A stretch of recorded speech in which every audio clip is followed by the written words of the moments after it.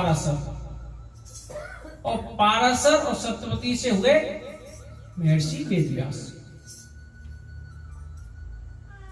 महर्षि वेदव्यास का जो आश्रम है समयप्रास जगह पर है, सरस्वती नदी के तट पर बद्रीनाथ धाम में, आज भी है। उन्होंने एक दिन समाधि लगाई और फ्यूचर को देखा, यानी कि भविष्य को देखा कि आने वाला समय कैसा होगा। आज से लगभग 5000 साल पहले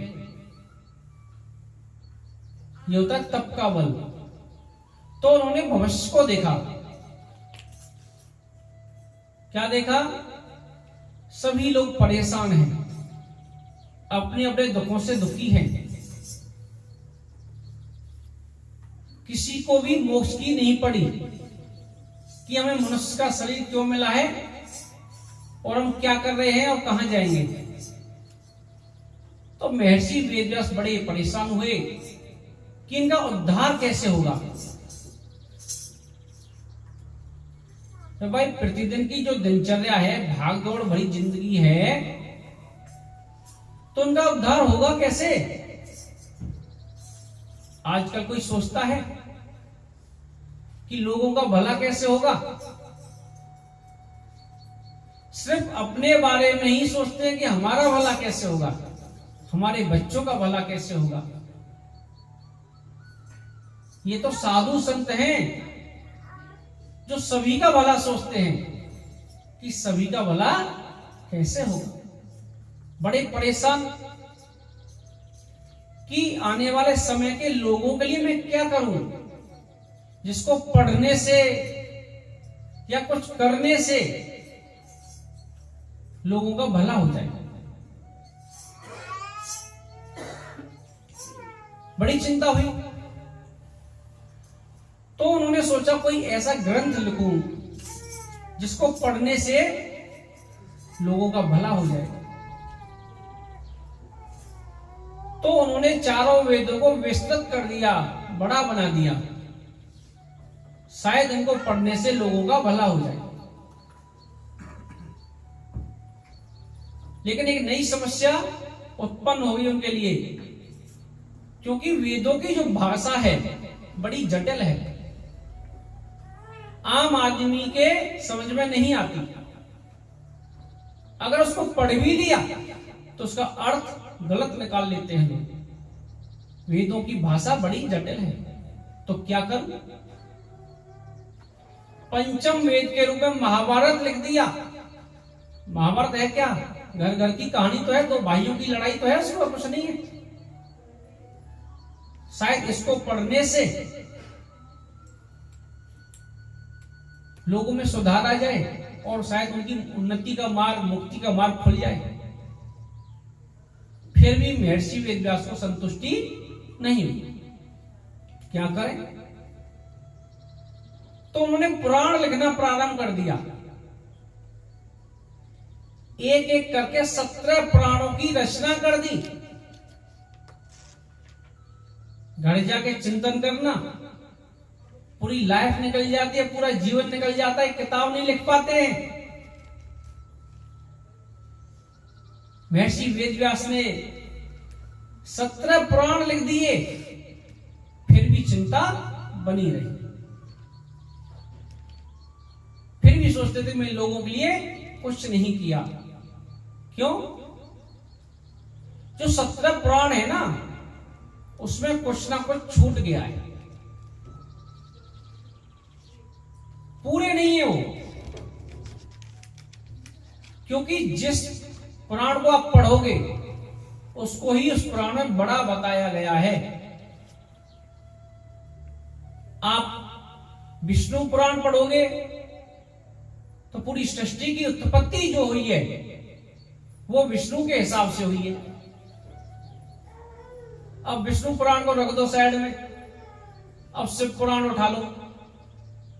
अब शिव पुराण को आप पढ़ोगे तो पूरी सृष्टि की जो उत्पत्ति हुई है वो शिव शंकर से हुई है। भाई अभी तो हमने वो पढ़ी, अब भोले बाबा के बारे में बोल रहे हैं। इन दोनों को भी रख दो, अब तीसरा पुराण उठा लो, देवी पुराण। अब देवी पुराण में पूरे सृष्टि की उत्पत्ति देवी से हुई है। अब किसकी बात माने? लिखे किसने हैं भाई? राइटर कौन है उनका? महर्षि वेदव्यास। एक ही आदमी ने लिखे हैं, लेकिन ये तो मिस्टेक हो गई भाई। आम आदमी क्या पढ़ेगा? कौन सी बात को माने? विष्णु पुराण की बात को माने, या शिव पुराण की बात को माने, या देवी पुराण की बात को माने? बड़े चिंतित रहते थे, ये क्या हो गया? किसी में कुछ छूट गया, किसी में कुछ छूट गया, बड़े परेशान। उनकी मैंने तो लोगों के भलाई के लिए ग्रंथ लिखे हैं, पुराण लिखे हैं।